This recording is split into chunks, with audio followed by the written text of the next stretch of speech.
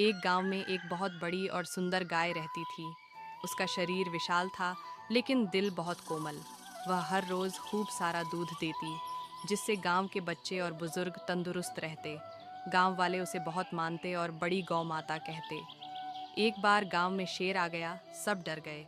तब वही बड़ी गाय अपने सींगों से शेर को भगाकर लोगों की रक्षा की। सबको समझ आया कि असली ताकत सिर्फ शरीर में नहीं, बल्कि हिम्मत और दयालुता में होती है। उस दिन से गांव वाले उसकी पूजा करने लगे।